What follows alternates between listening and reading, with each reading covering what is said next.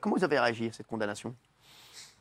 Bah écoutez, j'ai été un peu surpris, mais en même temps, quelque part, je me félicite de cette décision parce qu'elle montre de manière magistrale la partialité idéologique de la justice française. Je m'explique.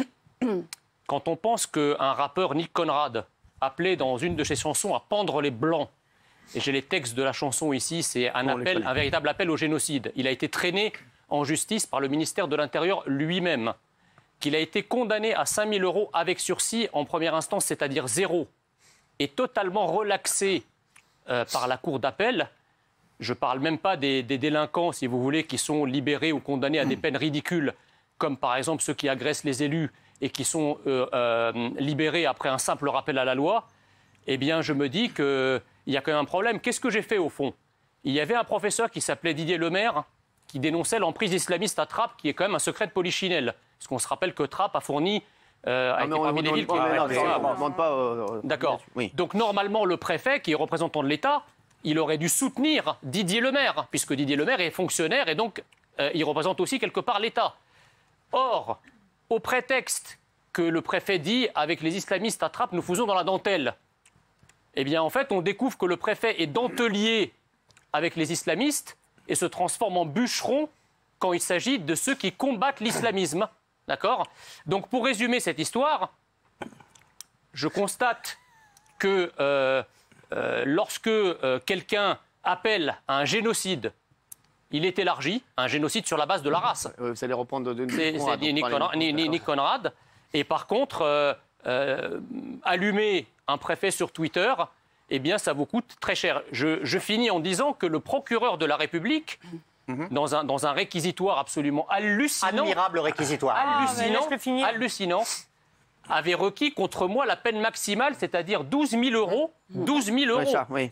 Donc 12 000 € pour un tweet, 5 000 € avec sursis pour un appel au génocide. Non, mais c'est toujours pour un appel comme au ça. génocide.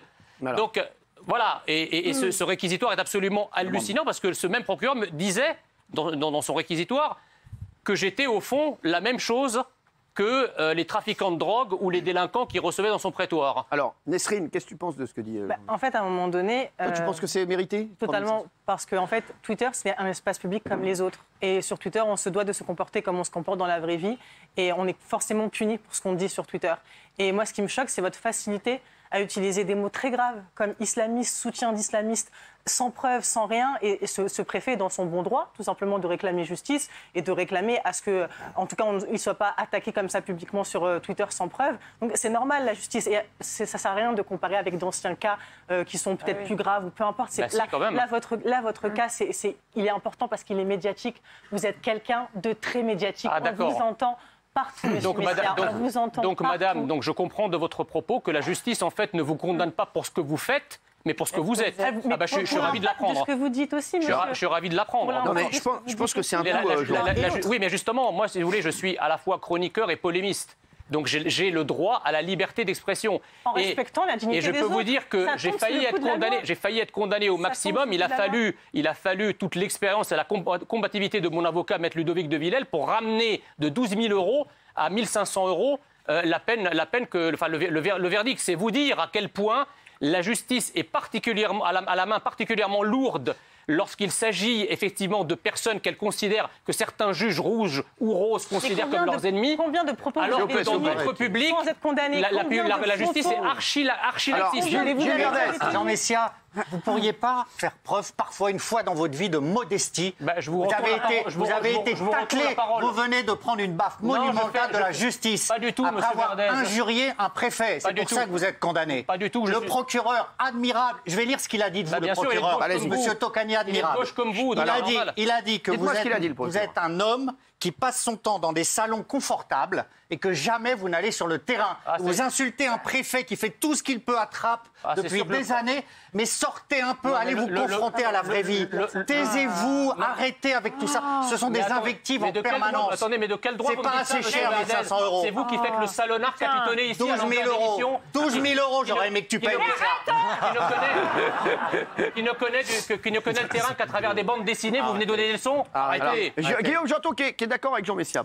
Moi, je suis choqué parce que j'ai l'impression qu'aujourd'hui, aujourd'hui, quoi qu'on dise, c'est qualifié d'insulte, de provocation, d'injure. Et ça me choque d'autant plus que Twitter, ça fait des années qu'on nous le vend comme un lieu de liberté d'expression totale, sans aucune censure. Et là, on voit que c'est pas le cas. Et il y a une autre question, c'est si ce tweet-là vaut 1500 €, que valent tous les autres tweets qu'on lit, racistes, antisémites, de menaces de mort? Ces gens-là ne payent pas 1500 € ou 2000 € d'amende. Donc pourquoi Jean Messia et pas les autres? Il est d'accord, Mathieu. Mais bon, moi, ce qui me choque vraiment, c'est que je comprends plus rien à ce pays. C'est qu'effectivement, on voit un môme qui crie mettez vos gilets pare-balles, Allah Akbar, j'arrive, il prend 5 jours de rappel à la loi. Ça paraît tout à fait normal. Les rappeurs, sous prétexte, l'autre jour, on avait Booba. Beaucoup de respect, il a beaucoup de talent. Mais il y a des textes homophobes, misogynes. Mais il dit je suis artiste. Donc en fait, Jean Messia aurait marqué artiste sur son Twitter. Booba et Jean Messia, ça n'a rien à voir. Mais non, mais à partir du moment où on se dit artiste, on peut dire n'importe. Mais si ça à dire, les propos sont les mêmes. Les propos sont les mêmes. Si un rappeur blanc avait appelé à pendre les Noirs ou pendre les Arabes ou pendre les Juifs, ça n'en sait rien. Tu crois vraiment que la justice l'aurait élargi comme Nick Conrad? Bah voyons, pourquoi Dieudonné est condamné alors dans ce cas-là? Il est artiste, non?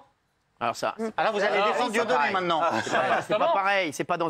Mais justement, si être artiste, c'est pas dans des textes ça pardonne tout et ça couvre tout. Pourquoi il est condamné? C'est ce que je disais. Alors, Valérie Bénaï. Pardon, mais comparaison n'est pas raison. Donc cessez de vous comparer. C'est de qui ça? Non mais faut arrêter de comparer en disant lui il a pris 10 000, moi j'ai pris 2 000, l'autre il a pris 3 000. Peu importe les cas. Combien tu as pris toi? Non mais les cas sont différents et ce n'est pas grave. Et moi ce qui m'intéresse là, c'est de savoir si on commence ou pas à régenter cet espace qui était le Far West, qui est Twitter. Aujourd'hui maintenant, il commence à y avoir des condamnations qui font office de sanctions pour dire attention, warning, maintenant c'est plus comme avant, on peut plus dire tout et n'importe quoi, on peut commencer maintenant à modérer ses propos. Vous auriez pu d'ailleurs, parce que Jean Messia, vous êtes même au tribunal excusé de vos propos, de la façon dont vous les avez formulés. Non, de la façon dont vous les avez formulés. Non, j'ai dit simplement que moi, j'assumais mon tweet, mais que si effectivement, moi, je ne voyais rien d'insultant de ce que j'ai écrit, mais si effectivement ça a été pris comme tel, je m'en excuse, mais je ne m'excuse pas sur le fond du tweet. Je sais bien ce que je dis, pas sur le fond, mais ça veut dire que peut-être les uns et les autres maintenant, même si on veut dire des choses, on peut les dire différemment, sans injurier, sans invectiver, sans... Oui, on n'est pas dans de oui, Valérie. On ne peut jamais dire à quelqu'un que tu n'apprécies pas. Non, il n'a pas injurié. Tu peux le dire de manière différente. Le monde est radical, c'est comme ça. Dans la justice, aujourd'hui, il y a 2 poids, 2 mesures. Moi, je suis très choquée que maintenant Jean Messia reçoive une condamnation à 2 000 €. C'est pas un délinquant. 3 500 en tout. 3 500. Ah bon, voilà. Il va lever le pied sur les costumes. Ce n'est pas...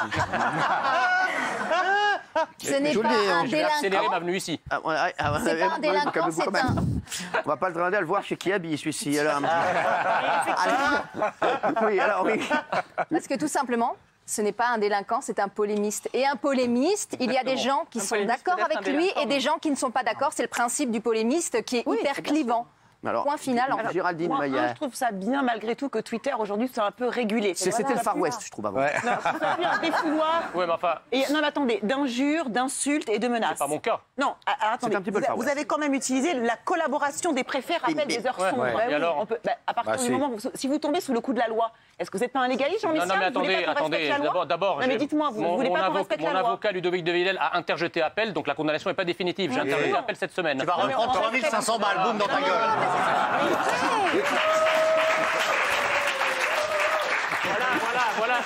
Voilà la gauche qui se joue en procureur de la République. Voilà. Je monte à 5000. Voilà. Il se croit dans une salle d'enchères en plus. Non mais rassurez-moi, Jean Messia, vous respectez quand même les institutions de notre République. Oui, c'est pour ça que j'interjette appel. Mais les institutions de la République, vous savez, je ne vous apprends pas quand même que la justice dans ce pays, elle est politisée. Il y a des syndicats de la magistrature. Vous avez interjeté l'appel? Oui.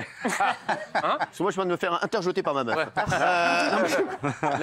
La justice est politisée. Il y a des syndicats qui ont des couleurs politiques affichées. Quand un syndicat, je ne le nomme pas, appelle à voter contre Sarkozy, par exemple, en 2012, il fait de la politique. Mais il faut porter plainte à ce moment-là. Voilà. Alors pourquoi vous ne portez pas plainte quand il y a des... Moi, je suis tout à fait d'accord qu'effectivement, il faut que les réseaux sociaux soient régulés.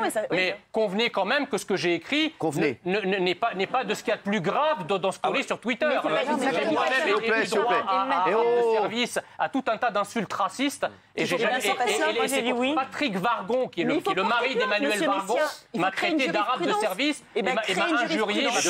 Et de chameau. Il n'a même pas été banni de Twitter, alors c'est vous dire. Et pourquoi vous ne portez pas plainte? Voilà. Parce que moi, je considère, si vous voulez, que le débat public, c'est pas de la pénalisation de la pensée. Mais si, il ne faut pas injurier. Non, je refuse de rentrer dans cette logique. Ouais, moi, quelqu'un, effectivement, est en désaccord avec moi, même s'il l'exprime de manière virulente, je lui réponds. Mais on débat, même si le débat peut être parfois viril, costaud, outrancier même, dans le cas des polémiques. Parce que la polémique est à la pensée, ce que la caricature est au dessin, c'est pas interdit. Vous comprenez? Donc moi, je veux que les choses se passent en dehors du cadre de la loi. Après, maintenant, bien sûr, si vous faites de l'antisémitisme, de l'homophobie, etc., ben voilà, mais là, c'est pas le cas. Isabelle Maury, boss. Alors moi j'ai dit oui parce qu'effectivement le préfet a parfaitement le droit d'attaquer. Donc là moi je réponds oui sur ce point-là. Pour le reste je suis entièrement d'accord avec alors Mathieu. Vous dites non alors. Les gamins, non parce qu'il a le droit de porter plainte. Comprenez-vous que Jean Messia se condamne à 1500 € d'amende? Non. Si je me place de la position du mec, je suis entièrement d'accord. Mais on se place de la position. Mais en revanche que le mec qui appelle à niquer les flics et qui vole le camion dans le camion de pompiers ne soit pas condamné, je trouve ça dans quelle position là? Exactement. Dans quelle position? Je sais pas. Delphine, toi qui connais bien les positions, elle est dans quelle position là?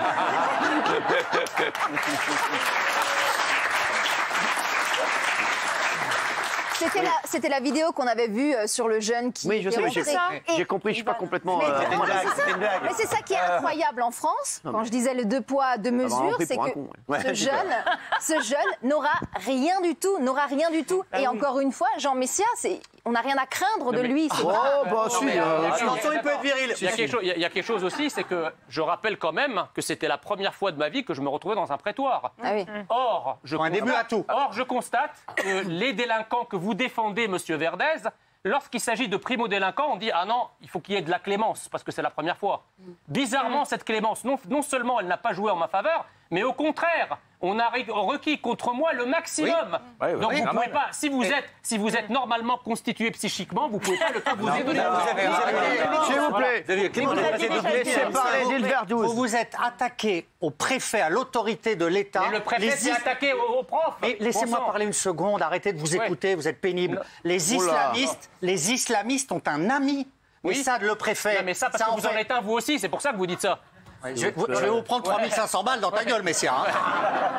C'est l'autorité de l'État que vous avez voulu se taper en faisant du préfet une cible. C'est pour ça les 12 000 €. C'est pour que plus jamais vous ne disiez ça. C'est pour vous faire taire et à juste titre. Le prof Didier Lemaire, il représente l'État ou pas? Le prof Didier Lemaire, mais pas du tout. Il est fonctionnaire. Mais arrêtez, il ne représente pas l'État dans ce qu'il a dit sur Trapp. Mais arrêtez dans ce qu'il a dit sur Trapp. Bernard Montiel. Attends, mais juste un mot. Amis des islamistes, si j'avais dit amis des communistes. Si demain, dans le cadre d'une manifestation, il y a quelqu'un qui est issu de la... Attendez, s'il y a quelqu'un qui est issu de la diversité qui traite un préfet de fasciste... Mais arrêtez de renvoyer sur la diversité. Assumez pour une fois vos erreurs. Arrêtez, assumez vos erreurs. Une association antiraciste qui traiterait un préfet de fasciste, elle n'encourt strictement rien, alors que le mot fasciste est tout aussi insultant qu'islamiste. Et pourquoi vous avez été banni de Twitter alors? J'en sais rien, alors je vous l'apprends, je l'ai appris moi-même avant-hier. Le 16, il y a une séance en référé devant le tribunal de Paris. Pour vous? Voilà, contre Twitter. C'est mon avocat Gilles-William Goldanel qui me défend dans cette... Vous avez combien les avocats? Mais vous savez, c'est devenu de plus en plus difficile d'exprimer une pensée. Vous avez beaucoup d'avocats, vous allez ouvrir un cours des le système que je combats va se défendre bec et ongles, parce que comme il n'a plus rien à dire sur le fond, eh bien, il va essayer de vous verrouiller sur la forme. C'est pour ce soir, l'avocat? Voilà. T'as consommé ce soir, oui. Vous voyez pas que M. Messia est en train de jouir en ce moment? Parce que c'est un polémiste et qu'à chaque fois, il cherche le moindre prétexte. Ne te mets pas en face de moi, alors, parce que tu risques de subir les conséquences. Oh